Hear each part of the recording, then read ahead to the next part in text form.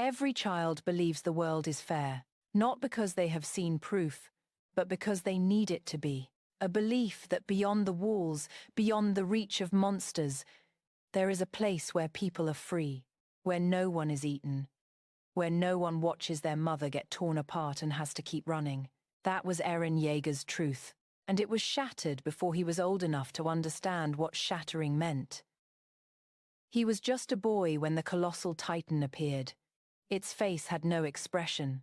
Its hands tore through the gate like paper. The sky turned grey with dust and ash, and the sound of screaming became the only music the city knew. Eren ran. His legs burned. His lungs begged him to stop, but his mother was still inside. He found her pinned beneath the rubble. Hannes covered his eyes with her hand and told him not to look. She told him to be brave.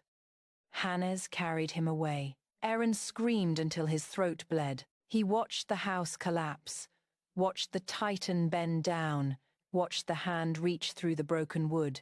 He never saw her face again. Only the hand. Always the hand. Something inside Eren Yeager died. But something else was born. Not hatred. Hatred was too simple. It was a vow. A promise carved into bone and sealed with blood. I will wipe them from this world.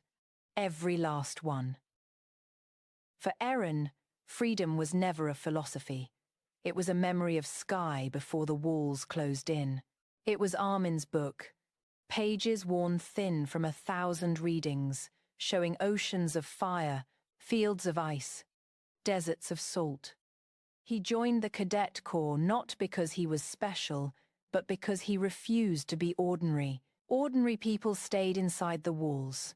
Ordinary people accepted the cage. Ordinary people died, screaming, and the world did not stop to mourn them. Eren would not be ordinary. He trained until his knuckles bled.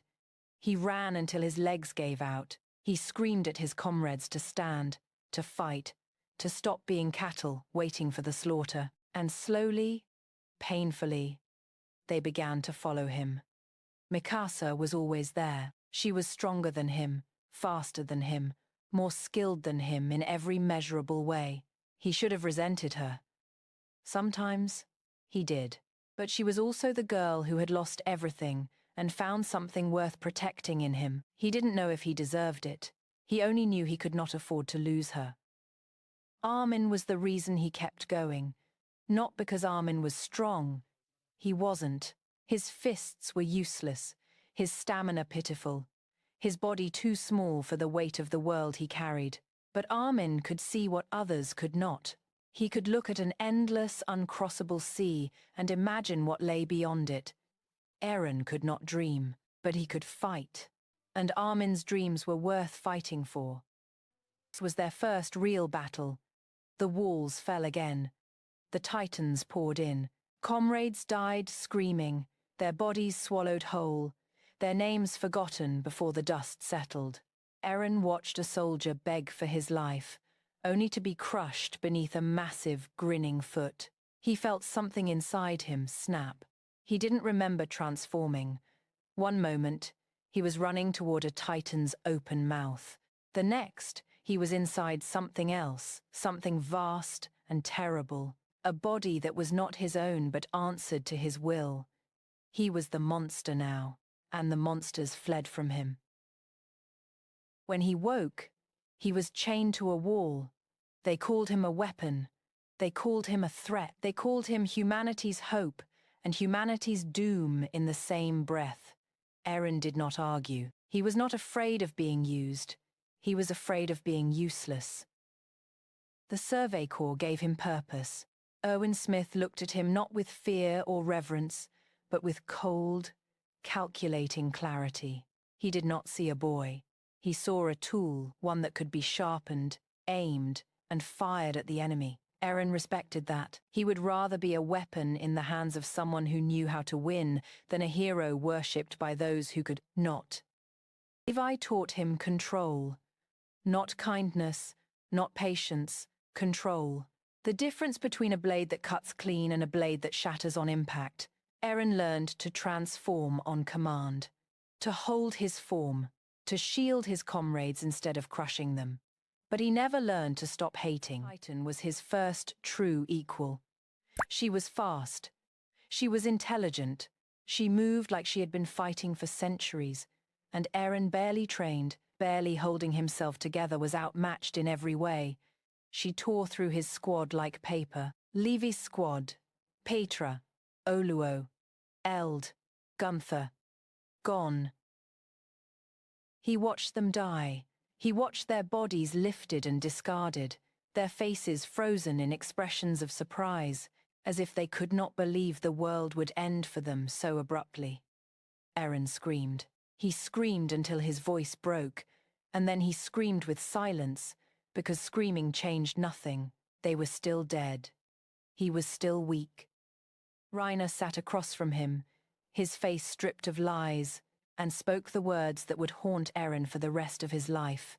We're the same. He and Bertolt, warriors of Mali, the armored Titan, the colossal Titan, the monster that had murdered his mother, had been sitting beside him, eating the same bread, breathing the same air. And Eren had called him a friend. Betrayal is not a knife in the back. It is the slow realization that the trust you gave was never received, only collected, catalogued, and exploited. Eren did not cry when he learned the truth. He simply stopped believing. The coordinate awakened in desperation. Hanger's experiments had failed. The serum had failed. Nothing worked. Nothing answered. Nothing bent to his will. But when Mikasa's life was on the line, when the Titan's hand reached for her face, when the future narrowed to a single, impossible second, something answered. He commanded the Titans, not through strength, not through authority, through blood ancient, cursed, undeniable. The Founder's power flowing through his veins, waiting for a trigger it had recognized 1,000 years ago. Ymir Fritz heard him, and she obeyed. The ocean was supposed to be the answer. For 12 years, Eren had chased this moment, the salt water, the endless horizon, the proof that the world was bigger than the walls that contained it. He stepped into the waves. Armin laughed. Mikasa smiled. Jean cracked a joke. Sasha was already swimming. And Eren stood at the edge of his childhood dream, pointing at the water, and asked, "If we kill them all, will we finally be free?" No one answered. They didn't understand. They still believed in diplomacy, in negotiation, in the slow work of peace. Eren had believed too, but belief did not bring his mother back. Belief did not stop the Titans. Belief did not make the world beyond the walls empty. It was full, full of people who hated him, feared him, and had already decided his people deserved extinction. The enemy was not monsters. The enemy was human. This was the moment Eren Yeager broke, not in rage, not in despair, but in terrible, quiet clarity. He understood then that the freedom he had dreamed of as a child was not something the world would give him. It was something he would have to take, and taking it meant becoming the very thing he had sworn to destroy. The basement held the final answer. Grisha Yeager's memoirs, photographs of a world beyond the walls, a family he had left behind, a sister who had been fed to dogs. Eren saw his father's face in the faded images. The same desperation, the same impossible choice. He was not continuing his father's mission. He was repeating it. He learned the truth of his birth, not born of love, born of vengeance. Grisha had not created a son, he had forged a weapon, aimed it at the enemy, and prayed it would not turn back on him. Eren did not resent this. He understood it perfectly. The future came to him in fragments, memories that were not his own, deaths that had not yet happened. A world reduced to ash, and a boy standing at the center of it, weeping. He tried to change it. He tried to find another path. He tried every path. They all ended the same way. The rumbling was not his first choice. It was his last. The only remaining option after every other door had been sealed, every other key broken, every other hand withdrawn. Eren did not want to kill the world, but he would not let the world kill his people. He pushed them away. Mikasa, Armin, Jean, Connie, Hange, Levi. One by one, he severed the threads that bound him to his humanity. He said cruel things. He made them hate him. He became someone they could not recognize. Not because he stopped loving them, because he could no longer afford to be the boy they believed in. That boy would hesitate. That boy would look for another way. There was no other way. It was the question that haunted them both, the one Eren asked her under the starlit sky of Mali. What am I to you? He wasn't hiding behind a mask then. He was a boy standing on the edge of a precipice, desperately hoping for an answer that would change the future he had already seen. But when Mikasa, trembling and uncertain, whispered, "Your family," the last door to a different life slammed shut. It was the answer he had seen in his memories, the confirmation that destiny was unchangeable. To save her, Eren became the monster. He didn't push her away with silence. He did so with poisoned words. In that room, sitting across from her at the table, he tore her world apart. He told her he had always hated her, calling her a slave to her bloodline, forging a lie so cruel that she would have no choice but to let him go. He wasn't protecting her with kindness. He was wounding her so deeply that she would find the strength to kill him when the world began to burn. Armin's fist struck his face. The boy who could not fight, fighting. Zeke's plan was a lie. Euthanasia, sterilization, a slow, quiet death for his people, wrapped in the rhetoric of mercy. Zeke believed he was saving them. Eren believed he was killing them. There was no mercy in extinction, only the cowardice of men who could not bear to fight for their own existence. He met Ymir Fritz in the darkness between lives, a girl who had spent 2,000 years chained to a purpose not her own, a slave who had forgotten how to choose. Eren did not command her.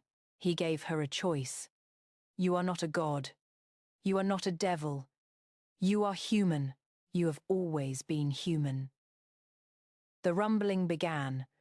Wall after wall collapsed. Colossus after colossus rose from their stone prisons and marched into the sea. Eren walked with them, not as a king, not as a god, as a boy who had finally reached the freedom he had chased his whole life and found only emptiness waiting for him there. He saw them, sometimes, the dead, his mother. He knew what he had done. He knew what he was doing. He knew what he would do, and he kept moving forward. Mikasa came for him, not to stop him, not to kill him, to find him, to see him, to remember the boy beneath the monster. She found him sitting under a tree, the same tree where he had fallen asleep as a child, the same tree where he had wrapped a scarf around her neck, the same tree where he had cried, and she had held him. And the world had not yet ended. He looked up at her. "I don't want to die." The words came without warning, without armor, without the weight of the world pressing down on his shoulders. He was just a boy who had wanted too much, been given too little, and refused to stop moving forward, even when moving forward meant losing everything, especially himself. Mikasa held him. She did not speak. She did not forgive. She did not absolve. She simply held him. His head rested against her chest. Her tears fell into his hair. The scarf stayed wrapped around her neck. She was the one who ended it. Not Armin. Not Levi. Not some faceless soldier seeking vengeance for a burned world.